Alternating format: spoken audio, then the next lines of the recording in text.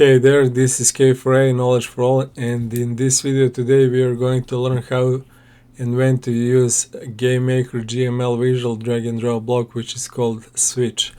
Or to be more precise, we are going to start learning because this block, this switch block, is connected to a couple of others, so it's not simple to use it in terms of you cannot use it alone. You have to combine it with couple of others, which we'll see in next few connected videos.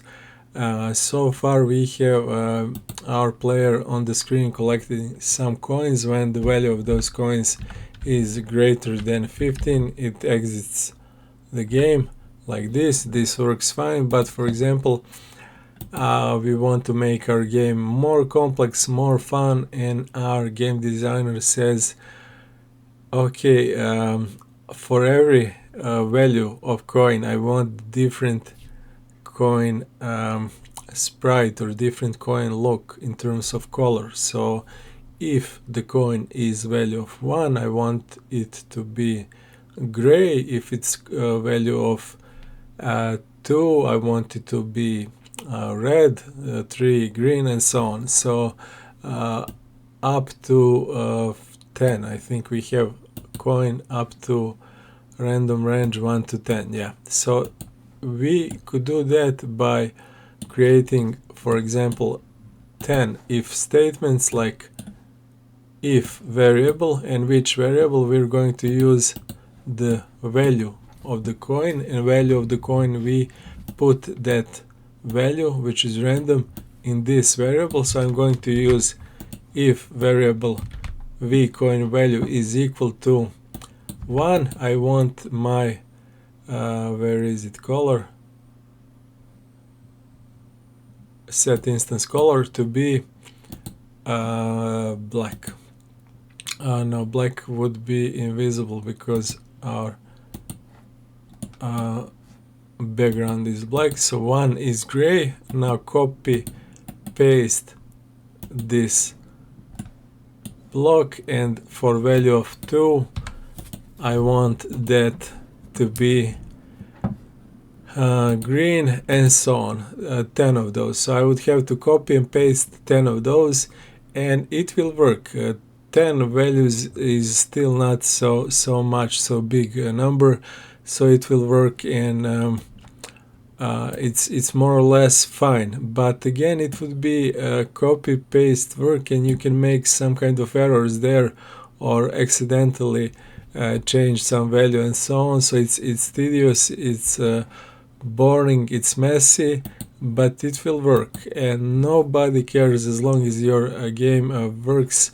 I'm trying to test to see if the 1 or 2, yeah, you can see how 1 is now color gray, and 2, yeah, great, we have here 1 gray, and we have 2 which is green here. So this works, this will work, and that's all cool, no problem with that. Same with this else, which we have learned before, that is used when you have one true option, and for every other we use else. That works, but there is another, even better to say it like that, option in terms of code writing, but also processing the code, because this code here must be processed by your GameMaker engine, or whatever your engine you use, Scratch, Unreal, and so on. And this if variable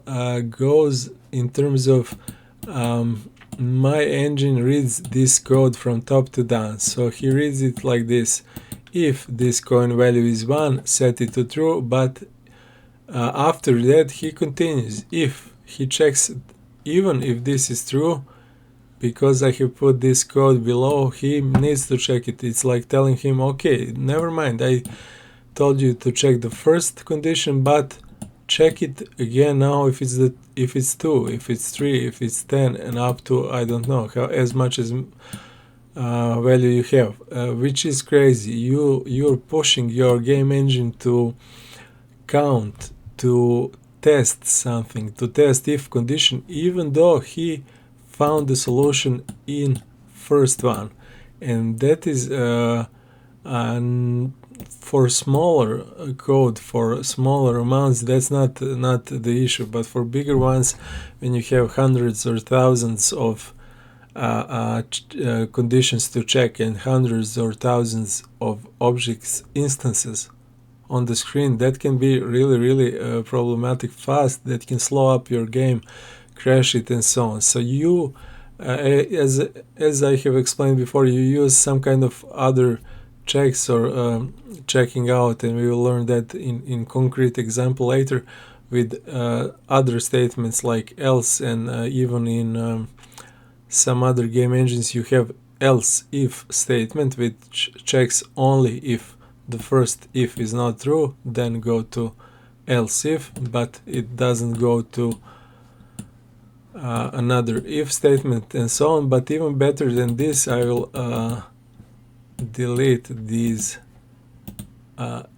samples, these code blocks for now, because even better and easier for you to follow your work and see what you have coded, but also to, I think it works faster, it should work faster, is to use switch statements, which we can find scrolling down. Yeah, it's under the loops, the first one, the switch. And if you even try to put the case statement or default, which we will learn in the next few videos, you are not allowed to. Inserting default at this location would result an invalid program. Okay, same with case. So case or default, they cannot be added to your code until you add switch. And let's see what switch does. Switch which branch to execute based on input. So this guy here, think about it as its name says, switch. Think about it as some value, some magic key which you define, and depending on the value of that key you will have different cases, different scenarios, different options like we had before. If our value is 1, case is gray. If value is 2, case is red, and so on.